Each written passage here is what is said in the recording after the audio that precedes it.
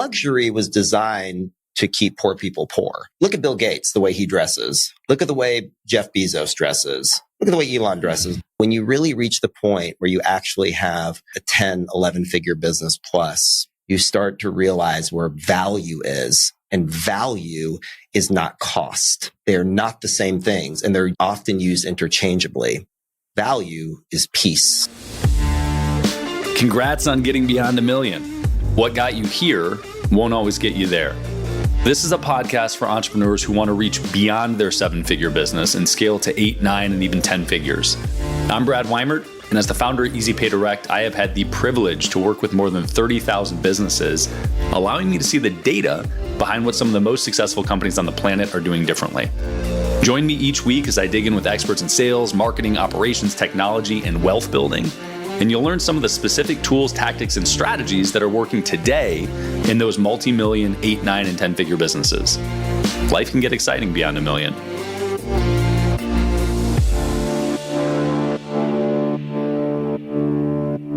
Today on Beyond $1 Million, I am sitting down with Ari Rastegar. Ari is a super interesting character. This year alone, he has hundreds of millions of dollars of real estate that will be hitting the market. And he started this real estate empire with a $3,500 loan. 3 big takeaways you're going to get from this episode.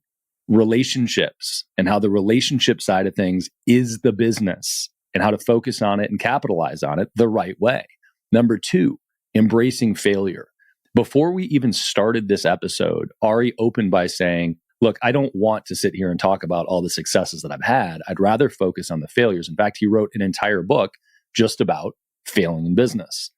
Listen to that and hold on to that as we go through the stories. Number 3, really interesting strategies for real estate investing. So Ari is focused on investing in the market more than the asset. That means that the independent thing that you're building or renovating or whatever you're doing in real estate is not his focus, but the market that he's in. Obviously, nuances to all of this, and that's where we want to dig in.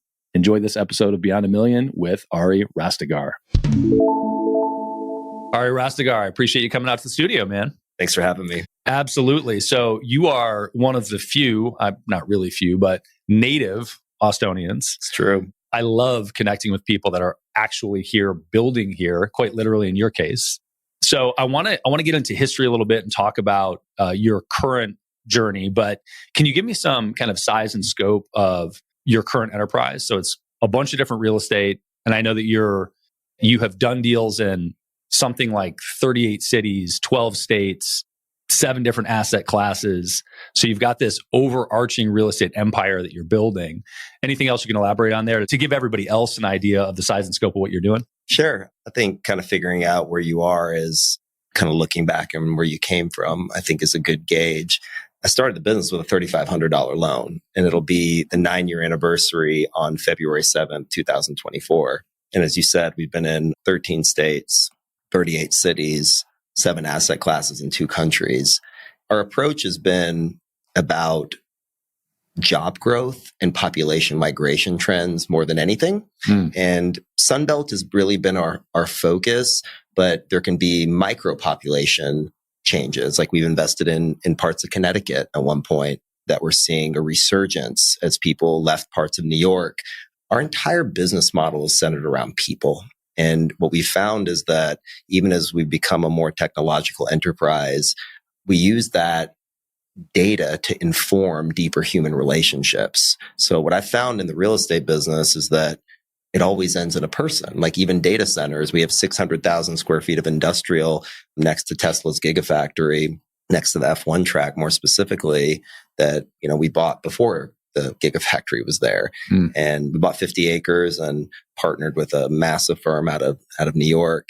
And in the process of doing industrial, you would think that with logistics and cold storage and all the different things that go in, it's about business. But what I've learned in this process is business is people. And that's become a little cliched. But at this point in my life with, we have close to 1 million square feet under construction in Austin alone that's completing over the next 30 to 60 days. if you fully develop everything we have, the 318 acres in Kyle that we're doing horizontal infrastructure work on for 1,000 houses, 1,400 multi-units, 50,000 square feet of retail, and building the new elementary school. All of that is actually in development and pre-development now. So that stuff alone is well over $1 billion in value. And it's probably a small part of our portfolio if you took everything under consideration. So the scale is certainly from in the billions. And I'm a sole founder. I own 100% of the company, never took equity at the corporate level per se. Our investors are predominantly public pension funds, first responder, like the firefighter groups, the firefighters of Tyler, of Port Arthur, Longview, fantastic human beings, all the way to Texas Medical Liability Insurance Company, athletes, celebrities, doctors. We've run the gambit on the type of investor base that we've spoken with. And I think what's a little bit unique about what we've done is when people start to raise capital, because so much of private real estate investment business or private equity in general is about investor capital. It's about sourcing good financing, finding good deals, and then sharing in profits together. We have focused more around performance than on fees. When I was in New York on Wall Street proverbially, the way that those businesses are run, and I don't think it's anything nefarious, I think it's just a different business model, is people are rewarded for capital raising. And there was something about that to me that I wanted to be rewarded for performance. And that model has really permeated everything we've done. So Nietzsche used to say that I don't believe in trust, but I believe in mutual self-interest. And I found that when you look at people, we're not nearly as philanthropic as we'd like to believe. And most people are stuck in their own heads. And if you start to accept that as people being obsessed with themselves, you start to find ways to hook in self-interest that's mutually beneficial. And it sounds a little bit cynical on its face, but it's quite human when you peel that onion. One of my least favorite phrases, I should say, is it's just business. I don't know what's more personal than my kids' money or a doctor's retirement or a firefighter's pension that's saving people's lives every day. So to me, there's nothing more personal than business. And that's the approach that we've taken to everything we've done. So if we go buy a deal, we speak with a broker. It's a person. With a bank, you have a representative. They issue a loan and they pool them together and they sell it as bonds on the public market and put it in human beings' 401ks. We've started to see in the world that is filled with noise, we'd like to amplify humanity. And that goes into the way we've designing our Kyle project, letting design inform community, whether that's larger sidewalks, whether that's alley-loaded homes, whether that's eliminating dining rooms to make larger kitchens, ways that bring more human interaction by the very nature of the bricks themselves. That is the way we actually look at the world.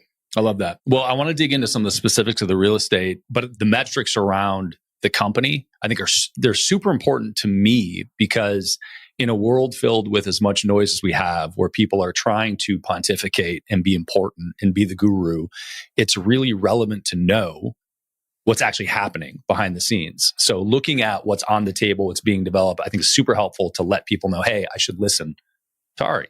I don't know about all that. The other is, you said mutual self-interest. I have long said that altruism doesn't exist. And I truly believe that and that's not a bad thing. Even if you want to do something good, ultimately it's at a minimum, it's because it makes you feel good to do something good, right? It's still the self-interest that drives that. So I love that framework. Before we dive into the specifics of, or more into the current things you've got on the table and what's going on, can you give me an idea of where you mentioned a $3,500 loan, I think, to start the business. Can we start there and how you got into business in the first place? Was it real estate? Was it something else? What was the jump off point? Well, I've screwed up pretty much everything in my life over the years. Let's start with that. I guess I want to start with, I've pretty much screwed up everything that I've ever, tried in my life. And in fact, I wrote an entire book called The Gift of Failure. And the first line of the book is, I hope you fail, and I hope you fail a lot. There was a time that I thought that these hardships or these problems were in fact problems. And not to get too into the personal development world, which I'm a huge believer in, because I'm a kid. I'm a nobody from nowhere. Someone like me is not supposed to make anything. I don't have any special talents. I'm not tall, athletic. I'm just a regular guy. I mean, I'm flipping burgers at Johnny Rockets, when I was in high school, and delivering pizzas through college. In fact, I didn't even get to Texas A&M. I graduated top of my class when they finally let me in, but that's not before going to Blinn College, before being able to transfer in. And I'm very much a late bloomer, and coming to terms with that was quite the journey for me. And there were several tools that went into that. I wanted to build myself. And then the natural iteration was to build something, if that makes sense. It started when I was at St. Mary's Law School, right before the 2007, 2008 market correction. I was driving back and forth to law school in San Antonio. Can I ask you a question on the law school thing real quick? Sure. So law school is an interesting choice, because for a lot of people I know, they get into law school because they don't know what else to do, or they get into law school because they want to be an attorney. Or they have an Iranian father that only accepts being a medical doctor or a lawyer. Perfect. As validating your own self-worth. Perfect. Well, there we go. That's what I wanted to know. My dad's exact words, and it's in the book. He said, "Son, after you become a lawyer, you can be an exotic dancer for all I care. I love it. But after that, you'll be an exotic dancer, lawyer. Yes. Whatever you do with this, and lawyer. You'll be a businessman, lawyer." And I think that's still true what you said. I certainly didn't have the directionality. I knew I loved to read. And so I was an English major in undergrad. And I don't know what kind of idiot writes a book called Failure, who manages money for a living, nor who goes to Texas A&M University, agriculture and mechanical, and studies English literature. But reading has always been something for me. And to say the least, I'm a voracious reader. Anybody that knows me knows that it's not strange for me to go through 200, 300, 400 books a year for the past 25 years. People ask me a lot, like, when do you have time to read? And my response is always like, I don't know, when do I have time not to read? One of my great meditation kind of mentors, so to speak, recalls something that one of the, sages, I guess, of the past would talk about, is say the person that doesn't have 20 minutes to meditate should meditate for an hour. Mm-hmm. And the person that doesn't have the 20 minutes to read should be reading for 3 hours, if that makes sense. And going along that path of driving back and forth from Spring Branch, Texas to San Antonio, I started to see these signs. It was like, say, oh, for sale, sold, for sale, sold, for sale, sold. And I got a $10,000 scholarship when I went to St. Mary's Law School. Dean Patty Roberts is a dear friend of mine, is actually a client of ours as well. And the former Dean Charles Cantu, was very gracious with me during those years. I went to kind of ask me, he's like, why are you in work boots? It's like, you've been late to classes. You're going to fail out from, what are you doing? And I was like, well, I took part of my student loan money, $3,500, and I bought a lot in Spring Branch to build a house. And I kept seeing this name, Dugan, all over these signs. And I showed up at the office one day and said, look, I bought this lot for $3,500. I don't have any credit. I don't have any money. You know how to build it. But if you will go and sign on this loan with me at the local bank, Security State and Trust Bank, I'll pay the interest payments. I'll put them in an escrow. And when the house is sold, we'll split the profits 50-50. That exact model is still my model to this day. Wow. So you were 24, 25 doing that? 23, 24? Yeah. Had you heard about this from somebody, heard about the model, or was this like shooting from the hip? Let me just see if they'll bite on it. I was just trying to get a way to get in the door. And I didn't know how to say, you don't have to put any money in. You don't have to let me put the onus on me to buy this thing or find it. And the area was growing. And when we completed the house, we sold it to my girlfriend at the time's father, who passed away recently. I say recently. To me, it feels recently. It was about 10 years ago. He was a mentor of mine. Beautiful, beautiful man. He bought it for $115,000. Fast forward, his wife, who's still a dear friend and a client of ours, still lives in it today. And I think it's worth close to $400,000. Awesome. So the macro of it was really powerful because it had to do with this growth. And I don't think by any stretch of the imagination, I was smart enough to understand what we were doing. It was just something that felt authentic to me, and it felt aligned. It felt right. And in hindsight, going back and forth, Steve Jobs used to say, you don't connect the dots moving forward.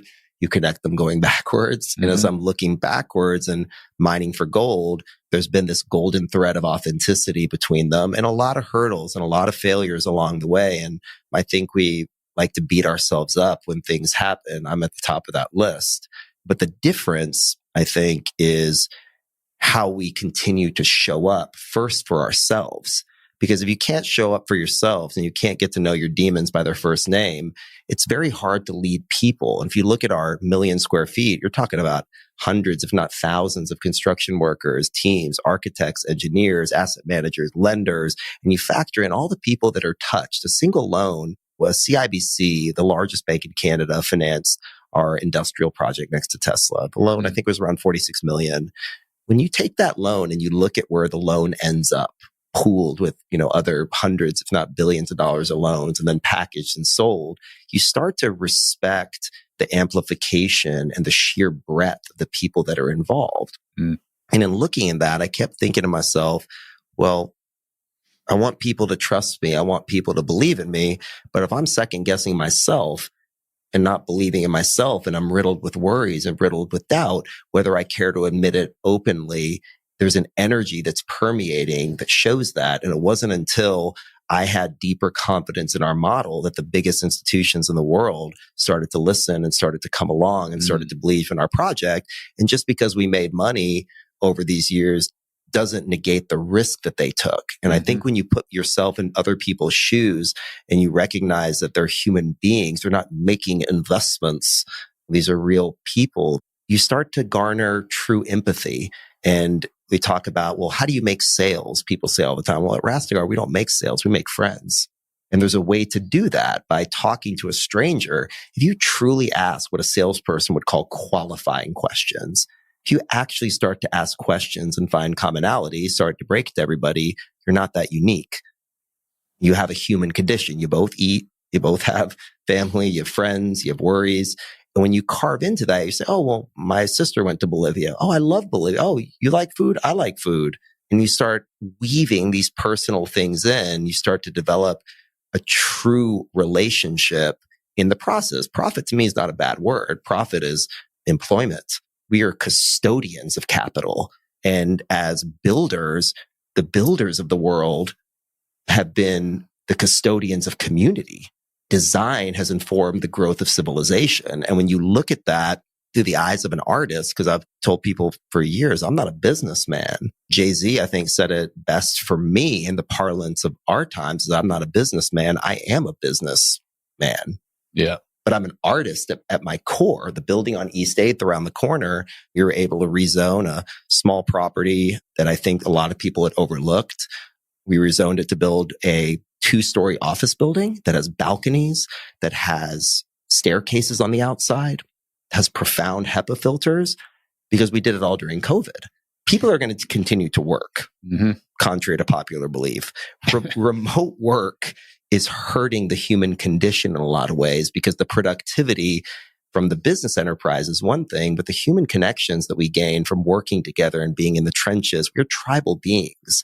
And so we thought, okay, maybe building a 70-story office building in Austin is probably not the best choice at the moment, but a 2-story building that overlooks the entire city that we call Infinity Views, that's in response to COVID, is needed. And we've seen a wild interest for a boutique super class A project that's here. But again, we find that the best businesses in the world, not to say we're in that category by any stretch of the imagination, is in response to a true need or illuminating a need that people might not consciously have known at the time, i.e. the iPhone. But this time is a very peculiar time. We're reaching an inflection point where information technology not only grows exponentially, but it accelerates exponentially. So for us middle childs, I'm actually the oldest millennial. So to the young people, I'm the old guy. Right. To the old geriatric millennial. I'm a geriatric millennial. I've never heard that. I love that. I'm going to use it. But I'm the young guy, as a 41-year-old CEO running a multi-billion-dollar platform. And for the record, I'm just getting started. Like I've never felt better in my life. I take health and wellness more seriously than I guess a Google search would probably show more about what I'm doing as my health regimen, because I believe businesses are an extension of self. And I think the best of it, when we're in our best selves, we're not bifurcating business, certainly as entrepreneurs, with life. Like doing business and doing life is a very similar thing. So when you look at the 600,000 square foot industrial project, it's on 130 on the tollway. 130 starts up in Round Rock, Georgetown. It loops around the east and ends in Buda, just north of Kyle. So the industrial backbone, when Tesla moves their headquarters, Oracle moves their headquarters, you need people to work, but where are they going to live?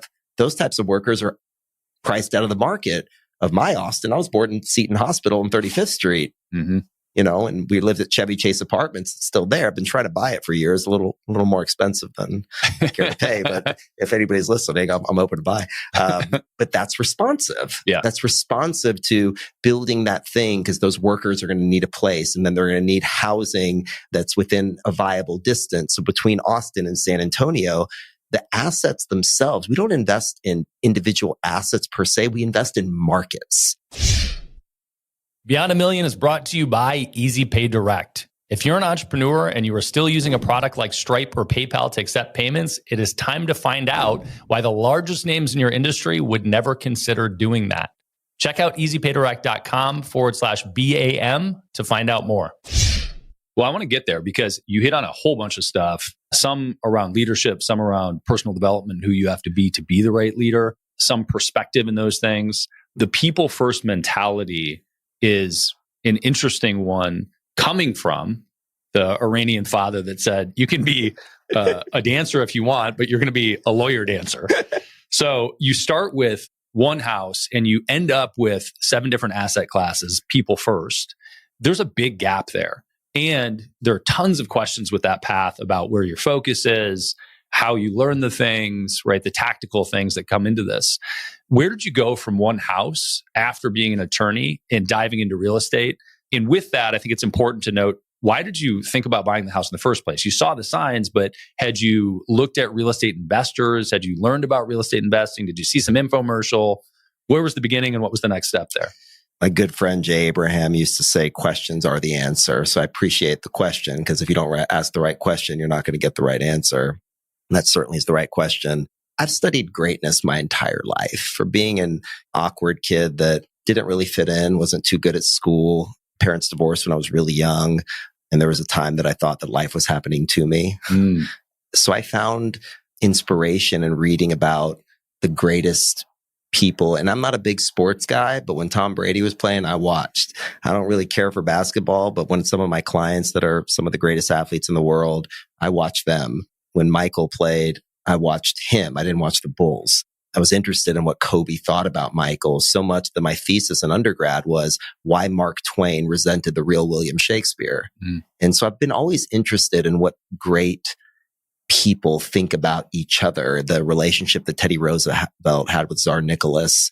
And, he said to his daughter one time that the path that we walk is so lonely that our enemies are oftentimes our only friends. And in learning these things, I knew that I didn't want to be poor.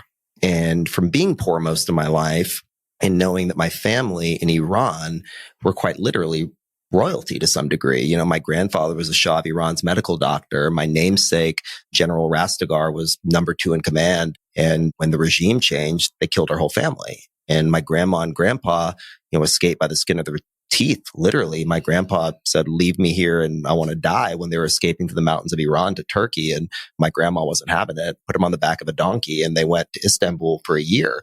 And hearing the stories, I remember my grandfather and my dad still to this day, telling me these grandiose stories of this empire, of this. My grandmother, to tell you where Iran was at that time, went to law school. She passed away in her 80s. So for those things to happen at that time, and imagine a world, and my grandma, grandpa, and my father would very early tell me to close my eyes and say, this government housing and the things that we're living, like, this is not your life. This wasn't supposed to be your life. They gave me the gift of dreaming. And I knew that I didn't want to be poor. And so my father moved us incredibly sacrificial and powerful, he moved us into Highland Park, which is the richest neighborhood in Dallas.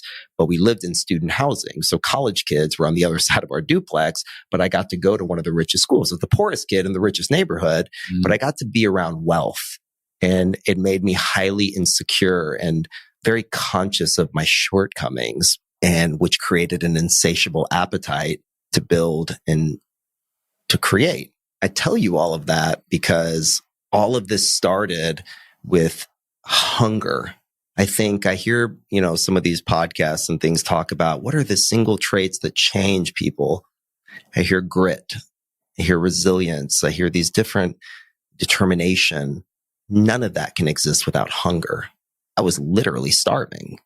And I still am today. It's like I have a tapeworm in my stomach, no matter how big it gets. But I'm not a very materialistic person. I don't do Rolexes and Ferraris and things like that. I wear a nice tailored suit. My tailor has made all the suits for every president since Eisenhower. He's an Auschwitz survivor in Brooklyn. Wow. I bet he's got stories. Yes, he does. And his son, Jay, who's a very dear friend of mine. So I go there to get my suits made, to put on this uniform, so to speak. My grandpa would say, put on the uniform of a general and try to lay on the couch. It just doesn't work. And so the suits and the ties, I might be the last idiot in Austin that wears a 3-piece suit to work most of those days. But you'll either find me in kind of pajamas. My friend, Daniel Patrick, designed these sweats that I love so much. He's out of Los Angeles, just unbelievable human being, clothes some of the greatest people in the country. And I like hearing those stories about entrepreneurs that people go out there and fill a need and follow their passion because they have a hunger for something. But I really believe that it starts with your own hunger of self. And in the way of serving yourself first, the greatest performers in the world are all selfish on its face. But until you look at the impact that the selfishness becomes transmuted into contribution. So being around the people that are doing it, that have their hands dirty. I'm still on the front lines of talking to new clients to this day. I know every single one of my investors on a first name basis. I can text every single one of them on Thanksgiving with no CRM. I'm not a big computer guy. I've done most of this stuff on my phone. But I found that the more that I built myself and the more that I took responsibility and the more that I stopped pointing fingers, the bigger the business got. And so every time you're hitting a roadblock, so to speak, if you think about it as a hurdle. So one of my friends, Ashley Spencer, she's an Olympian, amazing athlete, human being. She runs hurdles. And I've come to find that I think life is running hurdles more than anything. Running a straight line on a track, I feel like is not as difficult as every time you're running, something else is put in front of you. So I've asked, what is the advice for entrepreneurs? And the advice is, look in the mirror.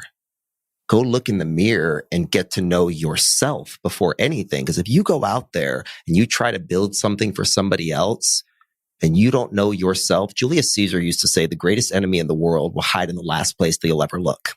And I find that our greatest enemy is always going to be ourselves. Mm-hmm. And in coming to terms with that enemy, but we find that our enemies actually can be transmuted into the best friends we've ever had. If you play it right, pray for it, for a worthy enemy, because it brings out the best in you. Mm-hmm. And that ends up being yourself.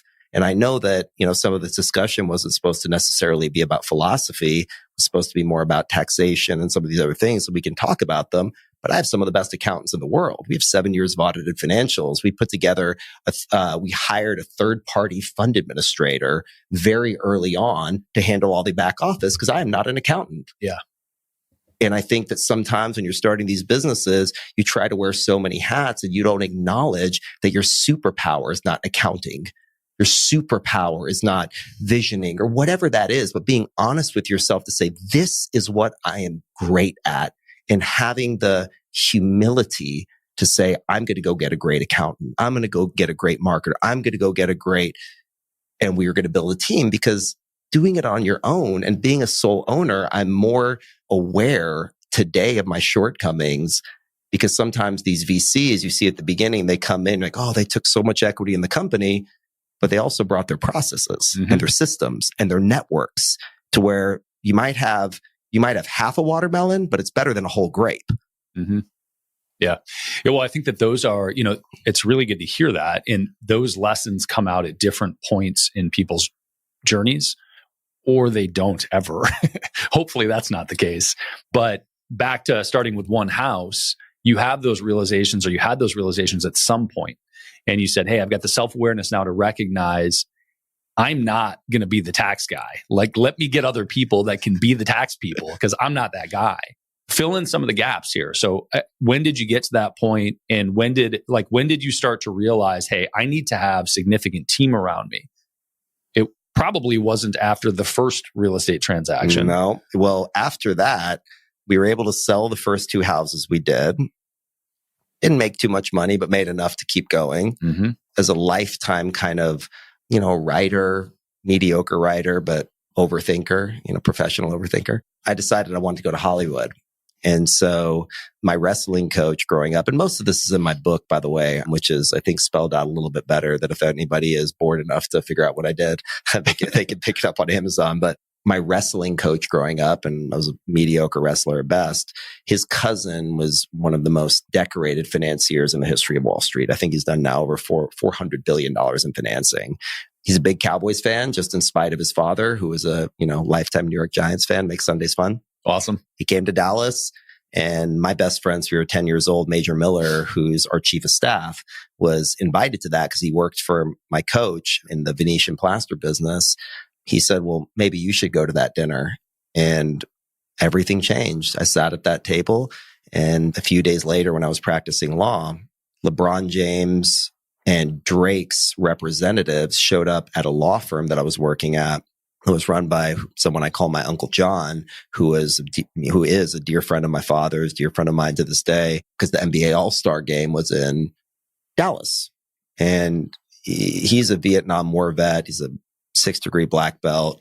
He doesn't really watch basketball or listen to rap music. And I get a call on the intercom, says, Aria, which is my real name, can you come up here for a second? And one of the gentlemen says, do you know who LeBron James is? Yeah. Yes. He's like, do you know who Drake is? I said, no, I have no idea who that is. And I'm a hip hop head through and through. I was so upset we had to pay him $5,000 for this performance. I'm like, why are we paying this Canadian rapper who I've never heard of? It's like, he was here with LeBron. Like, I get we're paying LeBron $150,000, but why are we paying this guy? Like, who the hell is this guy? I didn't have a song. Wow. They wanted to do a party in Dallas during NBA All-Star, these typical promoter kind of deals. And the club that they had contracted with lost their liquor license. So kind of putting my, lawyer / growing up in Dallas hat, called a couple of my buddies that had some parties going. And I said, hey, you want LeBron to come to your thing? And it's NBA All-Star. So obviously I was like, absolutely. I was like, we have to bring this guy Drake. I don't know. I'm sorry. I don't know what's going on. So we found a venue for them, and Drake performed. LeBron showed up. Party went off without a hitch. They didn't lose their money. And I told them that story at dinner and said, well, Super Bowl's in Dallas next year. He's like, you think you can do it again? It's like, find a venue? It's like, no, idiot. Like, throw a party. So that's when Capital A Entertainment was born. He was the capital, I was the A. And we went and signed the Black Eyed Peas. They were the halftime show. We had Diplo, David Guetta, P. Diddy, and we had 400 celebrities walk the red carpet. And those relationships is what was the impetus that started the capital for the investment business. Awesome. So this is a great bridge from attorney, flipped a couple houses, to real estate empire. And I know that because I've done a little digging, I know that one didn't go off without a hitch. Not only did that one not go off, we had everything done. I went to sleep a millionaire in New York, and then the greatest ice storm in the history of Texas hit, and all the chargebacks started. And I remember looking at the count at negative 800,000. We still had the parties, and the parties were absolutely epic beyond belief. And the plan was to do kind of the trifecta and hit NBA All-Star in LA, which was the next weekend. So during that time, I was able, through some relationships, shout out to my dear friend Gavin Kiley and GBK, his event business, for running the logistics around figuring that out. But he got us a meeting with the Playboy Mansion, and we cut a deal with Hugh to rent the Playboy Mansion to bring Snoop Dogg to come perform at our Super Bowl. So LA, Snoop Dogg, some nobody kid from Dallas, grew up listening to Dr. Dre. It was a dream. And all set up. Tickets were $1,000, $1,500 a ticket, sold out, ready to go. Legionnaire's disease broke out 2 days before the event. I watched it on the news. I was sitting in Venice Beach at a little hostel we'd rent. Several of my best friends had come in and we'd put the thing together, and we had to figure out whether we were going to cancel this thing. We ended up finding another venue at the Conger Room where tickets were $75. But again, we still had the party. In searching for that venue, I walked into a nightclub in LA that used to be a strip club called Voyeur. And you can't really make new strip clubs in LA and most parts of the country. But if you convert it, you can still keep the license. And so Voyeur had become this very chic, sexy. They had a little bit of nudity with people up in nets above the club, and just had this really cool mystique. And I was sitting there, and one of my dearest friends in the world, he met this young lady that initially kind of told me, not interested. And he kind of did the go over here. And so being a single guy, I went over and we spoke, and I could just tell she's a little bit annoyed. I was like, what is she? She's like, oh, my boss, I'm just here. And I look over her shoulder and Johnny Depp's standing behind her. I was like, holy shit. I was like, I had the Crybaby poster on my wall, embarrassingly enough, as a kid. And I was like, oh, holy shit, that's Johnny Depp. She's like, yeah, it's my boss. And by the way, he's a beautiful human being. Forget the tabloids. Like for the stories that I know about him of firsthand knowledge, maybe not a saint, but a very, very good, beautiful man. Always good to my wife. All the years that she worked for him as his corporate flight attendant. She ended up coming to the party, and we got married 9 months later. Crazy. And in finding out, she told me about this epic party she went to in Dallas. It was just unbelievable. And it was just inspired her to come to LA. Turned out she was at the party. We never met. Amazing. Wow. What a fun origin story for you and your wife. And from a business perspective, so filling in some of the gaps here, you start an entertainment company, capital A. Is that what it was called? Yep. Start an entertainment company, capital A. You bring A-class talent to the Super Bowl and the parties around it. But because of this massive ice storm, it crushes profitability. Yep. So you launch it, it happens, people enjoy the party, but you get so many chargebacks through the process, and people just don't show up, presumably tied to that, that it's not profitable. You do the same thing for the NBA All-Stars in LA, but again, quiet pandemic hits and wipes out all profit. So you also don't make money on that one. Correct. So where does that leave Capital A as a company, and how does it bridge into full force real estate? Well, my investor in that was a real estate mogul, and still a very decorated financier in New York. And I wanted to be like him. And being in those circles and in the true Italian style, big dinners at the fancy restaurants and entertaining big clients, met someone, and it just migrated into working for a small private equity firm that grew pretty big, and learning more about real estate and kind of this fast forward. I felt like, we were in kind of like hyper mode of learning stuff, but hearing and learning through osmosis what was going on in New York, how things worked, how structures were, and realizing that real estate is contracts on its face. I was like, oh, so you buy this and someone, and demystifying all of the jargon and the internal rates of return and all these different things, and seeing success and seeing that I could talk to people and talk to them about the vision, about the project, sharing the stories of what it was, and becoming fast friends with people. And the success of that over a couple of years of working inside some things he was doing, some of his colleagues and people he'd financed, I was too dumb to know that I could do it myself. That's amazing. So one of the questions that I always have for people that do multiple asset classes aggressively in real estate is, why not double down on one? And sort of shiny object syndrome versus deliberate diversification, right? Yeah. And immediately when I hear you start from private equity, I have a totally different frame for that. Because when you start from private equity, and you articulated some of this, you're coming from a numbers perspective, and you're coming from an investment first perspective, not a mechanical perspective of how do I operate the business, which is embedded in a particular asset class, right? Running the business of a single family home or a hotel or a retail center or a warehouse are all fundamentally a little bit different. Yep. But the financial mechanics of them from a PE perspective perhaps are similar. It's a great point. I looked at it more as a fund to fund.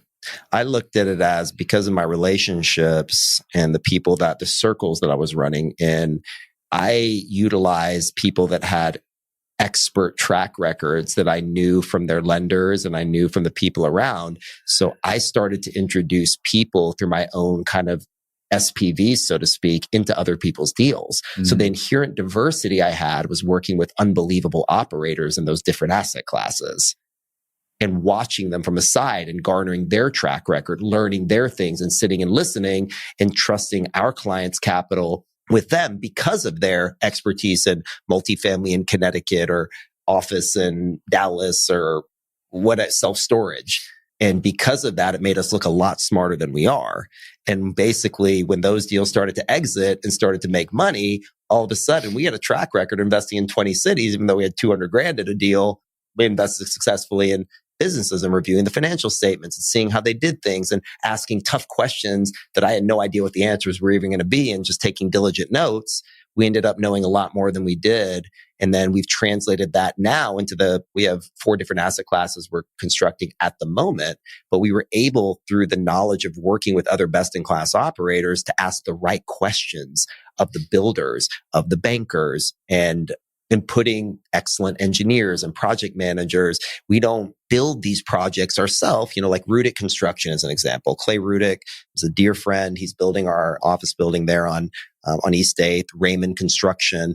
These are phenomenal builders. And we went to them and said, here's the plan. Here's the vision. Will it work? What do you think? And by being humble enough to listen to people that are experts in each individual, experts in architecture, experts in tax, experts in audit, having the audited financials and having the third-party admin that could ask other questions of risk controls, and great attorneys from DLA Piper and Greenberg Traurig. And you started to surround yourself by people that knew so much more than you, but as Ray Dalio would say, are believable people. And leaning into people that were believable and doing what we loved initially best was sharing the vision. And curating the best operators and the best technicians in the world and just putting them in the same room. Yeah. I love that. I also, first off, Principles is top 5 favorite books for me. Yeah, I agree. Well, he actually published it on the Bridgewater website 7 years before it came out as a book. And a friend of mine gave it to me in a PDF in 2014. And I don't think I lifted my head up for 3 days. I mean, it was just, and I got to tell Ray in person. Oh, amazing. I sat front row at a conference in LA and he spoke, and I went up afterwards, like the fangirl that I am. And he told me then to learn to meditate. And I immediately went and learned transcendental meditation. I'm now done all the advanced techniques, and I've become what they call a siddha, which is, their yogic flying level. I spend a lot of time in Fairfield, Iowa, which is the meditation capital of North America. And afterwards, I went to another conference and went up to Ray and told him, he wouldn't remember me for anything, I'm sure, and said, hey, I did the meditation. And the way he looked at me said, it's good, right? And I was like, yeah, it's really good. And he said, it only gets better. And that type of conversation, or those kinds of moments, the conferences I did with Tony Robbins, and his son, Jarek, has become a good friend of mine, who's an unbelievably epic life coach himself. Being around people that are great in their own right, and remembering that I have 2 ears and 1 mouth for a reason. Yeah. And a kid that had a speech impediment and a lisp so bad that become a little bit better at talking over the years. But that was 7 years of speech therapy. That wasn't a natural inborn talent. You learn that when you believe in something from the depths of your heart and you share that with another human being, you can tell that they feel what you're saying. And whether you're right or wrong is irrelevant. But if you believe it with a depth of authenticity, people are going to follow you, whether that's staff, whether that's partners, whether that's deals, whether that's employees or investors. But to me, it all comes down to the authenticity that you have with what you believe. And like I said, nothing's guaranteed in life. I've learned that from all my, physician investors. You can go get hit by a car tomorrow, God forbid. So nothing is guaranteed, but we come to learn in degrees of certainty. So when I think something is great, I kind of just do we'll see. I have a high degree of certainty, but we'll see. And we learned that in COVID. We learned it with this black swan event of interest rates rising.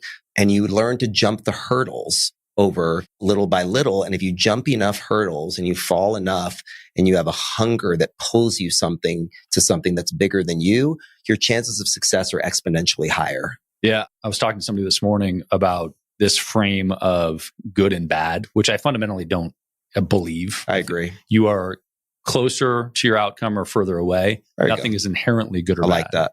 But yet people say, hey, what's good? Or how's everything going? And I'm like, I don't fucking know. Like, what kind of question is that? Like, all the things. I'm experiencing all the things at any given moment. There are 15 important things happening, and some of them are towards the outcome, and some are pretty fucking far away from the outcome.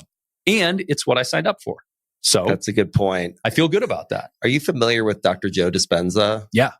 So Becoming Supernatural, I recommend to anybody that's on a journey to be better. Yeah. And he said something in one of the podcasts and about one of the biggest realizations that he learned along this journey. And he's a quantum physicist. He's unbelievably beautiful. I haven't met him personally, but I'm a big fan. Yeah. He said, I learned on the journey that all of my thoughts aren't necessarily true.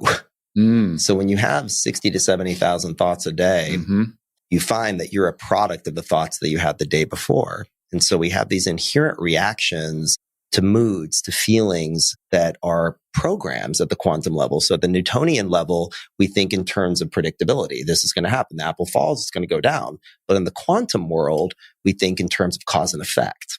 And it's really comforting for those of us that want to improve to know that over time, we can work on the cause and effect of our own lives. And when you know that your thoughts are basically, as they say in The Untethered Soul, is your inner roommate that's just talking and talking. And sometimes you listen, sometimes you don't, but being very cognizant that your brain is just a thinking machine and you're not obligated to listen to all of them or be beholden to them. Yeah. You are the one that is in charge of creating the life that you want to create. You're not a manager of circumstance. You're actually a creator. And when you digest that fully, you have to swallow a couple bitter pills to realize you fucked up a lot of things, which for me was tough. But once you come at that, it's an amazing amount of peace to know that I have some say in what's going to happen and what's going to be created. And those are the points where everything starts to change. And it all starts with self. Yeah. Well, and you have two choices, right? One is that, or these, they're not two, they intersect. But the recognition that you have the capacity to program your own mind and program your inner roommate. And then the other is, I have a great friend, an artist, Jay Hobbs, who has a song. I can't remember if it's the title of the song or a lyric, but he says, I am not my mind. Wow. And it's powerful. It's this reminder of exactly that, right? All the thoughts that run through. I am not my mind. And the reason you know you're not your mind is you're the observer. Yes. You're the one listening to the thoughts. Right. How do you know that you're not me per se? Because you're listening to me. Right. And vice versa. So if I'm the one hearing the thoughts in my head, how the fuck could I be it if I'm the one listening to it? Right.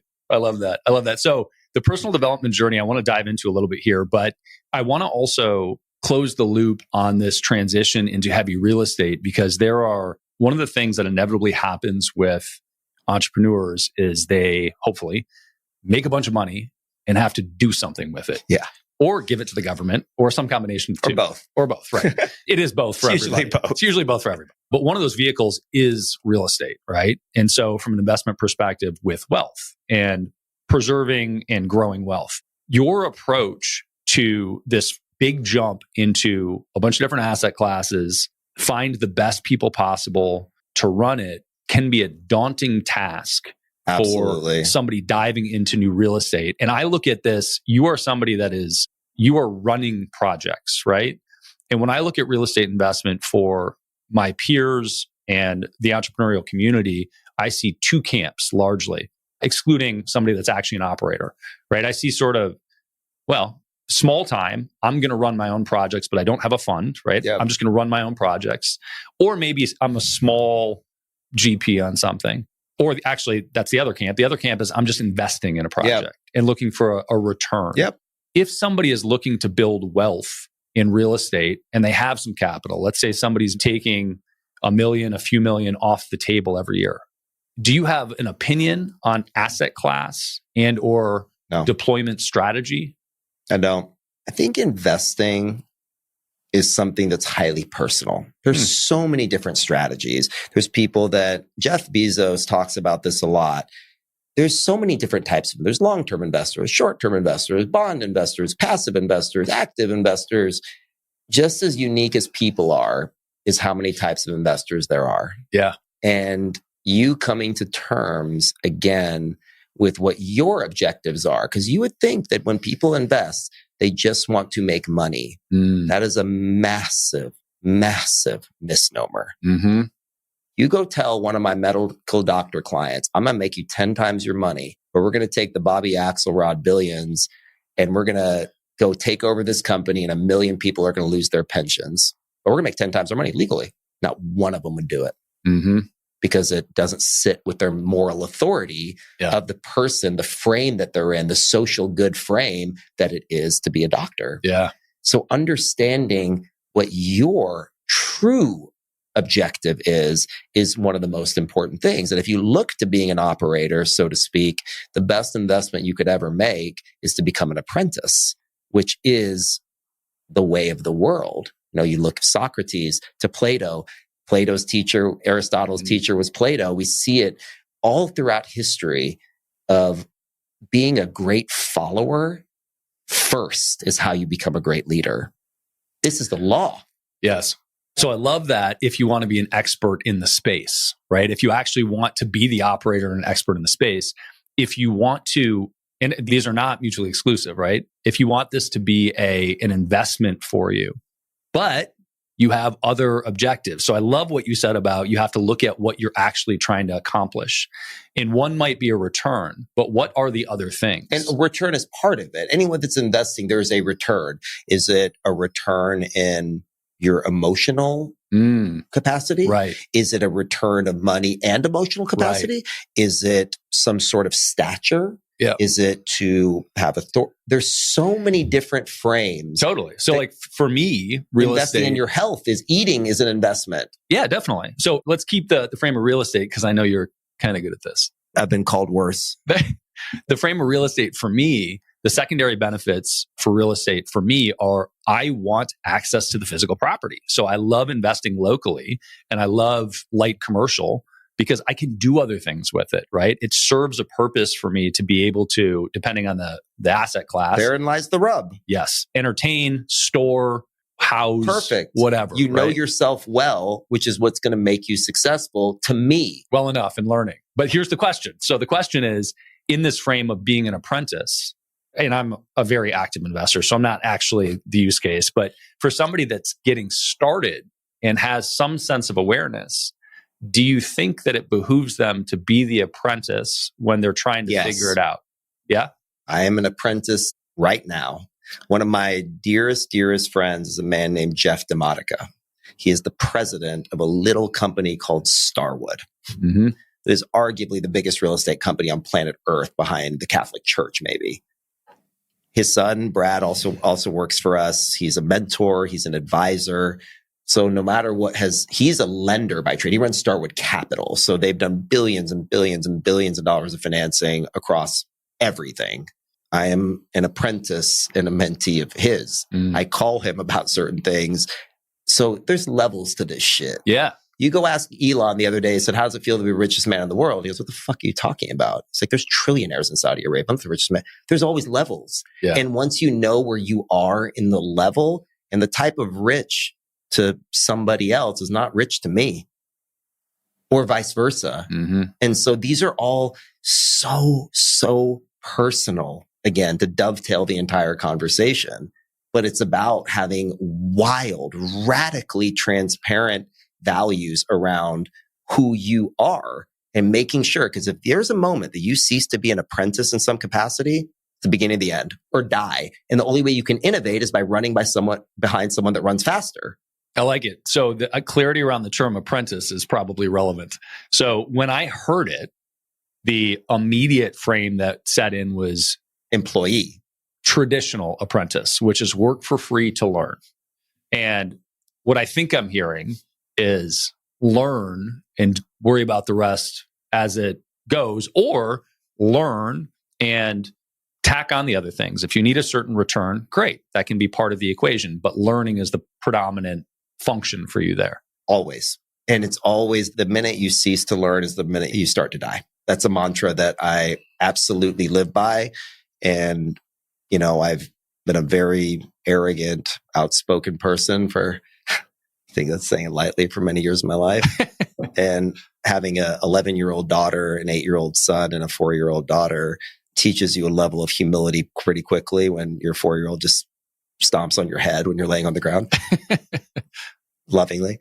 But true humility is about being in awe, I think, because when you get kicked in the teeth enough and you see that not everything is always the hard work, there is this element that somehow it just works out for a reason beyond you, while you're also working on the things that you can actually control. But being an apprentice of life is really the point. So that's why I think personal development, and the word development for real estate and personal development, there's a reason I think those words are used interchangeably, because the philosophy of building and the mechanics of building are almost identical.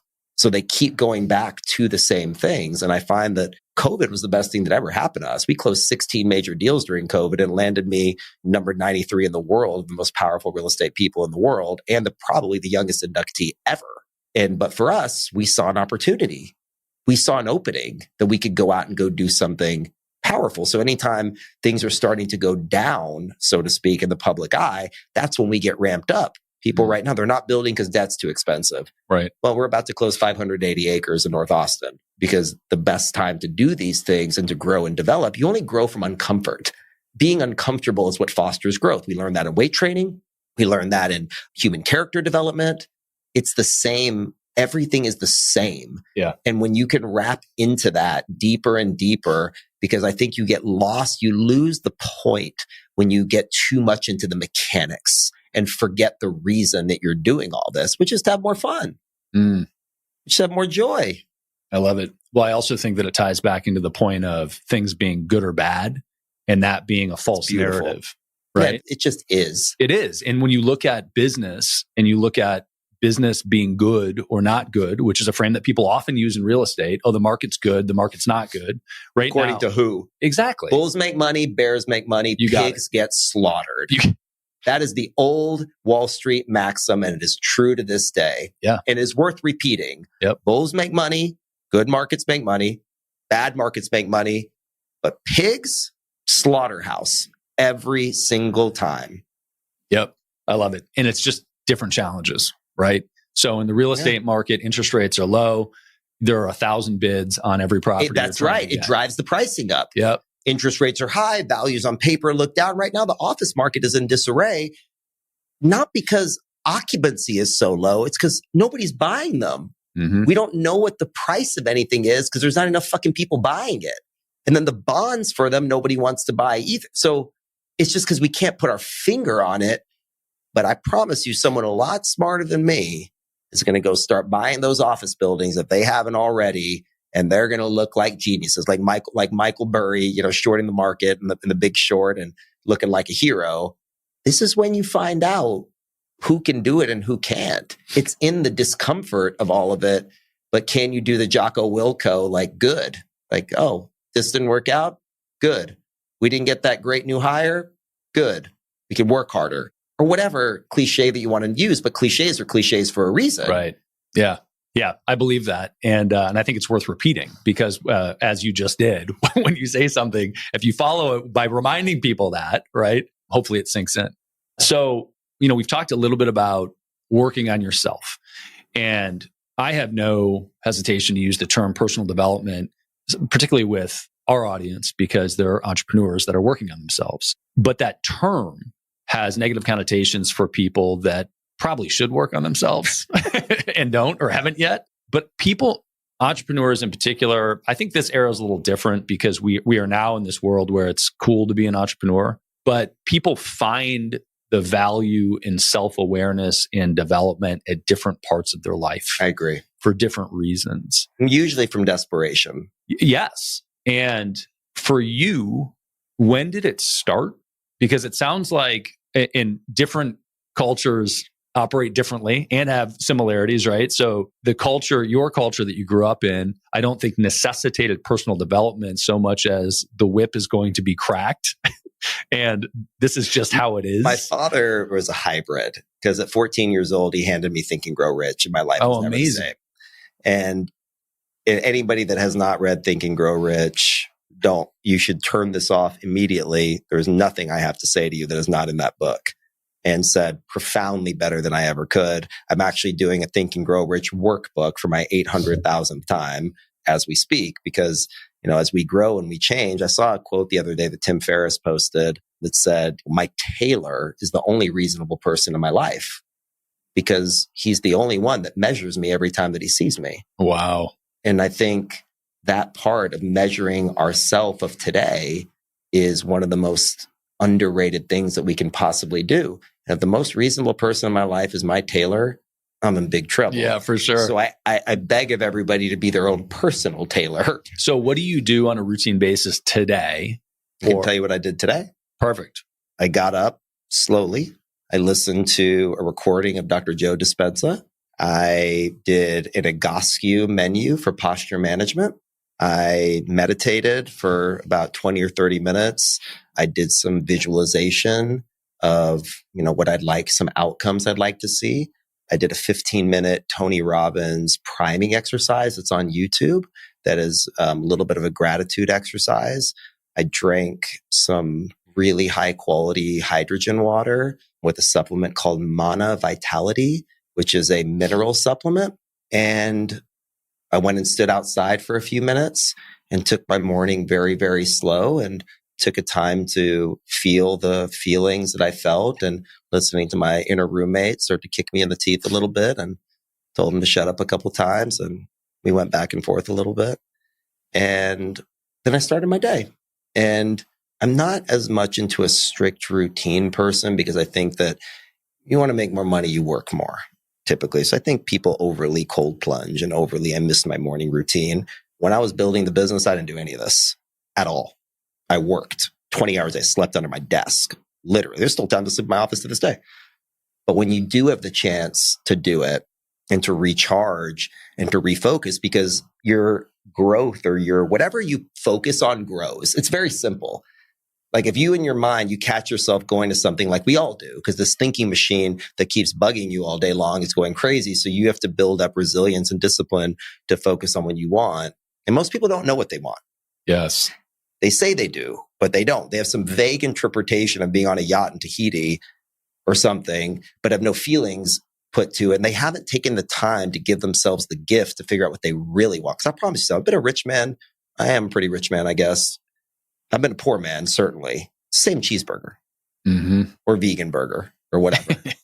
Well, and also I think this illusion of sitting on the yacht in Tahiti or whatever, right, on the beach, drinking Mai Tais, ultimately the values and character traits that drive the person to riches are a totally different set of values and character traits than a person that's going to be happy sitting on a beach drinking all day. And it's a wonderful observation, because to really gain the truest luxuries of life, the greatest luxury in life is peace. That is the ultimate luxury. Poor rich people buy Lamborghinis and Bugattis, unless you are a true car connoisseur. And they're out there. There are some F1 folks that they know that's different. Sure, yeah. But 95% of the purchasers, according to Lamborghini and Ferrari, are your flexers. Yeah. I think you've got, as with most explanations, you've got some middle ground there where there are people that are exploring, right? That are like, hey, I made a bunch of money. I don't know what it's like to have a Ferrari. Let me try it, right? And so you have some of those. But I tend to agree with you in general. So usually if somebody's flexing like that, I'm like, eh. And one of the benefits that we have is I see financials for people all the time, as you do with investors, right? Perhaps. But people would tell me stories, then I see their financials. They tell me stories, I see their financials. They tell me stories, I see their financials. And over tens of thousands of people coming through the Easy Pay Direct systems, the patterns start to emerge. And now my radar around that is so sensitive that my own limited data points, I will validate that when I meet a person that is flaunting fancy stuff. All they're flaunting to me is how bad they feel about themselves. So I try not to jump there, but I will say that it's rare that that person is the person that's actually wealthy. Luxury was designed to keep poor people poor. If you look at the history of luxury in general, look at Bill Gates, the way he dresses. Look at the way Jeff Bezos dresses. Look at the way Elon dresses. Look at the true power magnates of the world. Look at Robert Smith. I saw him wearing socks and Tevas the other day with a 3-piece suit on stage. And he's the greatest African-American entrepreneur of modern history. I have all the respect in the world for Mr. Smith. He's a fucking genius, and I don't use that word often. Real rich and wealthy doesn't need a label. In fact, they disdain it more than anything. And like I said, we all go through the Louis Vuitton Gucci phase as we're trying to get to that place. And there's a place for it. I think there's a time where we, looking and feel a certain way because it elicits an emotion that allows us to move forward. But when you really reach the point where you actually have a 10, 11 figure business plus, you start to realize where value is. And value is not cost. They're not the same things. And they're often used interchangeably. Value is peace. Yeah, I love that. Well, Ari, there are a million other questions, but I know you've got a time schedule here as well. If people want to find out more about you, where do you want to point them? I think that if people want to find me, I'm pretty easy to find. My book, The Gift of Failure, is basically a compilation or a cliff notes of many of the self-help books I've ever read. So if somebody wants to delve into this personal development realm and get a condensed copy that's written for an 8-year-old reading level, that is tactical, that's simple, that is not overwhelming, and is somebody that's coming from a place of incredible vulnerability and wants to get a taste of what some of the greatest minds in the world have said, not me, I think they'll find value in it. And the rest is people find what they want and what they're looking for. And if I told them where it was, I'd be doing them a disservice. I love it. Ari Rastegar, The Gift of Failure, we'll put in the show notes. Appreciate you coming out. Thanks, buddy. Absolutely.